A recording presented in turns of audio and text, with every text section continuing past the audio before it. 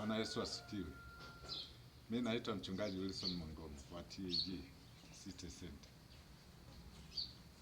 Leo hii nataka nizungumze kidogo watu kupenda miujiza kuliko kumpenda Mungu. Limekuwa tatizo kubwa.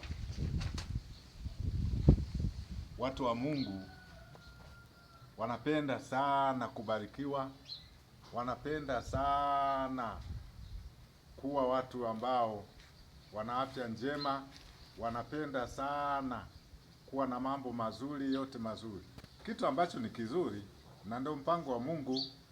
Lakini tumeharibu sisi wahubiri, tumeharibu kwa sababu tumewaaminisha watu kwamba badala ya kumtafuta Mungu, badala ya kutembea na Mungu, badala ya kumwamini Yesu Kristo, badala ya kulisoma neno la Mungu, badala ya kufanya maombi, badala ya kujazwa Roho Mtakatifu, tumewafundisha tu kwamba wapokee baraka.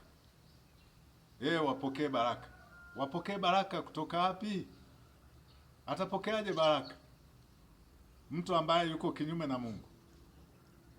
Tunasema kwamba eti mtu wa Mungu lazima afanikiwe. Lazima afanikiwe vipi? Kwani kufanikiwa kunaendana na kwamba eti maana mafanikio yameonekana kwamba mtu akifanikiwa ndio mtu wa Mungu? Na kuuliza swali, wale wasagaji, wale ambao wanaojiuza, wale ambao wanaume ambao ni wamegeuka sasa, wamekuwa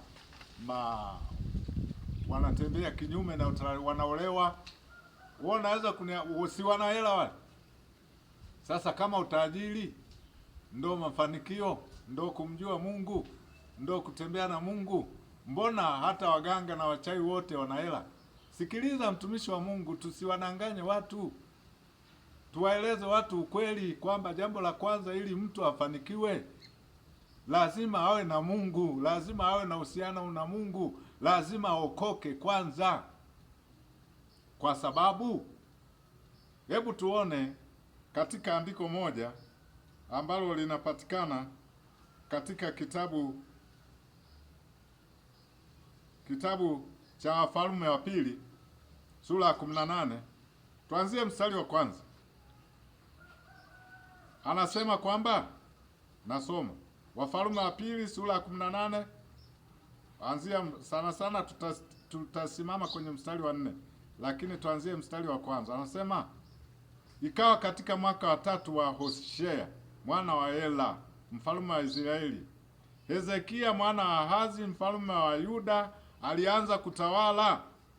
Alikuwa na umri wa miaka 25 alipoanza kutawala, akatawala miaka 29 katika Yerusalemu. Na jina la mama yake aliitwa Abia binti Zakaria. 3, akafanya aliyo mema machoni pa Bwana, mfano wa yote aliyofanya Daudi baba yake. Naenda 4 sasa, sikiliza 4. Alipoondoa mahala pa juu, akazibomoa nguzo, akaikata hiyo Ashera, akaivunja vipande vipande ile nyoka ya shaba aliyoifanya Musa, maana hata siku zile wana wa Israeli walikuwa wakijifukizia uvumba, naye akaita jina lake Neheshitani. Alimtumania Bwana Mungu wa Israeli, hata baada yake hapakuwa na mfano wake katika wafalme wote wa Yuda, wala katika hao waliomtangulia. Biblia inasema katika mstari wa 4, alipoondoa mahala pa juu, akazibomoa nguzo, akaikata hiyo Ashera, akaivunja vipande vipande nyoka ya shaba aliyoifanya Musa. Nyoka ya shaba ndio nyoka ambayo watu walivyokuwa naumwa wakiangalia walikuwa wanaponywa. Nyoka ya shaba ndio iliyosababisha waliokuwa na imani, walioamini maneno ya Mungu kwamba angalie nyoka ya shaba pale atapona atakayeumwa, walipona. Na kweli ilikuwa ya miujiza.